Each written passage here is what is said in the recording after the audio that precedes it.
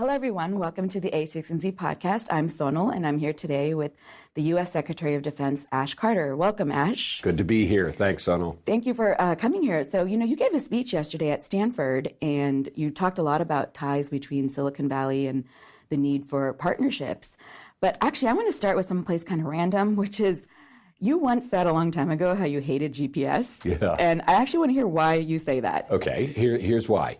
GPS makes us receive signals from satellites that are in semi-synchronous orbit, which are, by the way, very expensive to launch and operate. We do that in the Department of Defense, so that expense falls on us. But it's not so much the expense as the fact that that makes it vulnerable to people who can attack it. It makes it impossible to use it in the valleys of, for example, Afghanistan or a big city where you're shadowed.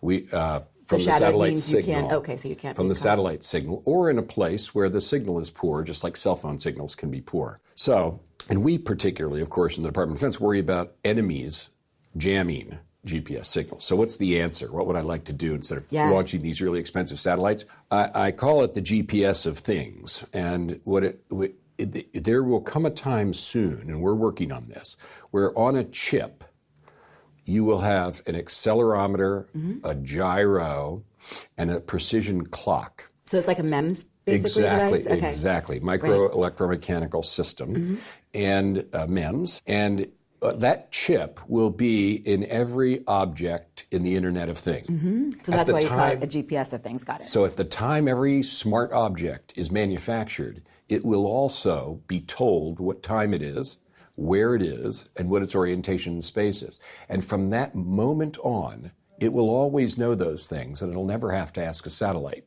So that's important for us if it's a bomb, for example, and we want it to guide itself by GPS, not to have to worry about it getting jammed. But it's also good for people who are keeping inventory. Anywhere there is now a GPS receiver on a vehicle, on your phone, you don't need to be receiving satellite signals. So it's a very inexpensive and vulnerable way of doing things, and pretty soon I won't be launching any more of those satellites. Tell me a little bit about where you think that is going to happen. Like when we talk about the evolution, we talk a lot about how we have a more commercial-driven evolution of technology. Yet the Department of Defense is still accountable for 50% of R&D spending. So where do you see that innovation playing out? Like what part will you own and what part will other commercial players in the ecosystem own? You use the word ecosystem, and that's just right. We used to be the whole ecosystem. And now you're asking the right question, where do we fit in an ecosystem of technology that is global and commercial? And in this particular case, because we have the need to not be vulnerable to jamming, we will develop these MEMS, even if they're very expensive. We'll buy them, even if they're very expensive, because we need them so badly for a desperately important mission, protecting the country. So we'll get there first, basically by spending money, being a market leader. Eventually, cost will be driven down, and everybody else can enjoy the benefits of that innovation as well. That's one of the ways spin-off works. It starts with us, and it's not like we're wasting any money or we don't care about money. We have applications that are particularly demanding that we pay for first, and then the technology goes out. But I also, and I was speaking about this here in the Valley, and it's one reason to be out here, we can't rely solely on the spin-off model. And by spin-off, by the way, you meant that you guys developed it and then it goes to the commercial. That was the old model. It still works in some cases, like the one I just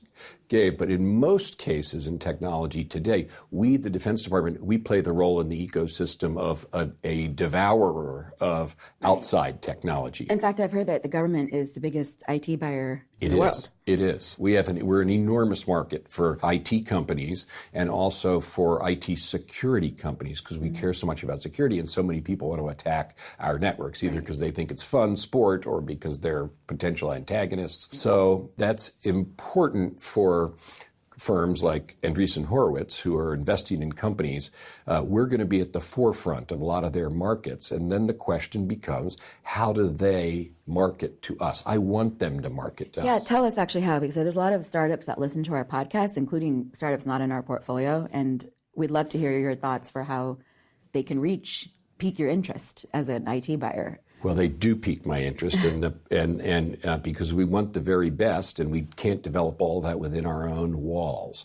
The trick here is that we, over time, and I just have to say this, the Department of Defense and the government in general has become a rather slow and stodgy buyer, and there's a bureaucracy that's too big, and so companies that know how to deal with the bureaucracy have an advantage over ones that have the best technology. Oh, interesting. That's wrong. And so we need to lower the walls to entry for startup companies and also give them a path to success. They don't want to end up sold to a big company. That's one exit for many of them. But for a lot of people who are starting new companies, they don't want to be owned by anybody, they don't want to be controlled by anybody else. They want to be on their own and they want to grow on their own. We need to open that pathway for them. That's why I'm working on creating an innovation unit out here. That's just what we call it.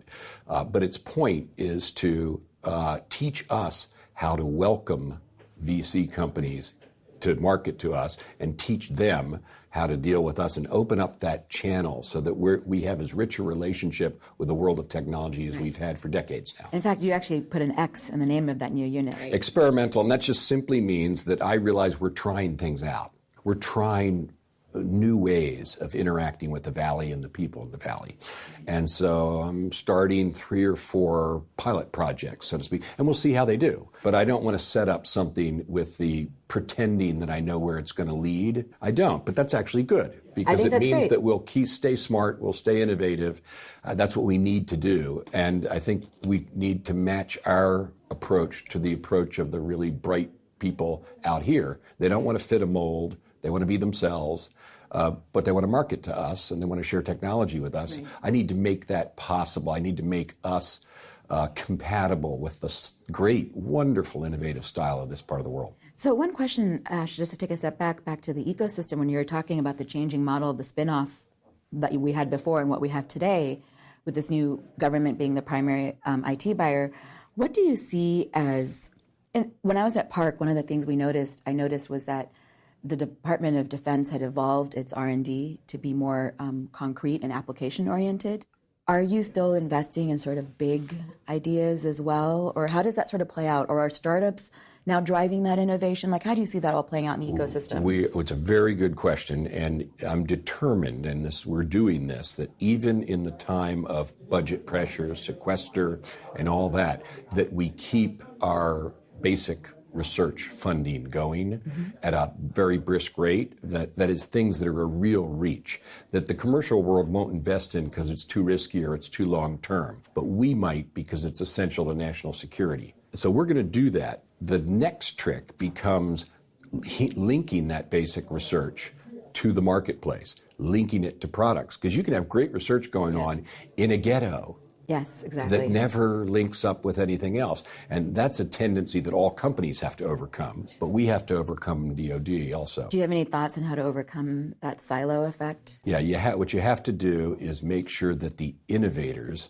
are linked to the users and developers. And the only way to do that is what I call sort of animal proximity. Animal proximity. They have to know each other, be together enough. That's why I want us to have a unit out here, a place that can connect innovators to those who might use the innovations. Because if those two parts of the ecosystem are separated, that's a real problem. And companies struggle with that, but we struggle with that big time. Labs get self-involved. That's exactly right. They're interested in their own projects and they forget what it's all about. It's to serve ultimately the customer, in our case, the national defense. Well, so just to wrap up, since we don't have that much more time, let's talk about security. And especially because you were talking about wanting to partner more with startups on that. This is clearly top of mind. I feel like I'm stating the obvious to you and to everyone in our audience that there's so much happening in the news with hacks and more, especially this past week with RSA wrapping up. Do you have any thoughts on where there needs to be more innovation here, where you would like to see more innovation? I definitely do. I'll name a few really critical areas. First, industry is not, and I'm not sure I understand why, but for 10 years or so, as the cyber threat has been growing, industry around the world has not been investing adequately in its protection. They're beginning to do that now. And so people at the CEO level understand they have this responsibility, are beginning to invest in it, but they're late to need in most cases. What do you mean by late to need? Well, they have networks and IT systems and IT people, for that matter, who don't have adequate security background. So that's the first thing, is that we're coming late to this compared to the enemy. The enemy is hackers to foreigners, and there are lots of spies, economic spies. There are lots of. So you mean both government and economic espionage type folks? Got exactly, exactly. So what role do we play? We play two roles in the Defense Department. One is we are going to be one of the innovators of new techniques, and we'll do them even if they're expensive, because we have to protect our networks. And so just as in other technologies where we have been willing to pay more for innovation and to do the innovation ourselves before the commercial world, I think we will be able to lead technology development that will then spin off to the commercial sector. So that's one role we'll play, both for ourselves, good for us, good for the commercial world. A second role we have, we are defense of the country. And at some point, the hacking rises to the level of a really unacceptable attack on an American firm, an American company. And we are the Department of Defense, which means we're supposed to defend the people against all kinds of threats. And we are also working on which combination of defense, intervention, and even counterattack. Right, like a more offensive toolkit. In order to tell people that if they attack Americans in cyberspace, at a certain level, we're going to regard that as an attack. It's not hacking. It's not fun. It's an not. Attack is an attack. Is basically what you're saying. It's not. The internet is free and open, but not free and open to people who are attacking others and causing harm, causing economic damage, and so forth. So those are our two principal roles. So Ash, in terms of security domains, like what topics are most top of mind for you? Is it encryption, backdoors? Like, is there anything that in particular that you'd love to see more innovation? Yes, couple areas. The first is threat sharing. So what is information. that? It's information about who's getting me and what tools are they using. Got it. That shared among companies and shared between the government and companies. So sounds like a very simple thing, where I say, hey, look, I'm being attacked in a certain way, and I make that known. Now, the problem with that is many companies don't want to indicate to their customers that they're under attack. So this has to be done sort of quietly. But the whole is greater than the sum of the parts if we all explain to one another what kind of attacks we're experiencing. And of course, this has to be done at network speed. Right. It has to be like super fast. So you are really talking about something where the current model is that companies may announce it or may not. And if they know, they keep it between themselves and perhaps some... Their security company. Right. Exactly. And so you're describing sort of a meta network where the companies... Where the security companies say, hey, I'm not going to name what the victim was. They're a client of mine. It's fascinating. But you all should know that this is what's going on in somebody's network over here. Watch out for it. And we can do the same thing with government. And again, if it rises to a certain level, then law enforcement or Homeland Security or even the Department of Defense might intervene. Second area is what I'll call interactive defense. You can't be passive anymore in network defense. You can't just put firewalls around. It doesn't work. You have to patrol the walls and look for people who are drilling holes and people who are climbing over So when you say interactive, sorry to interrupt you, when you say interactive, you mean adding a more proactive component where you just don't try to create this like perimeter, but you're actively monitoring and doing things from the inside. And you monitor what's going on outside and also what's going on inside. Because remember, the insider threat really is the one that security specialists fear the most.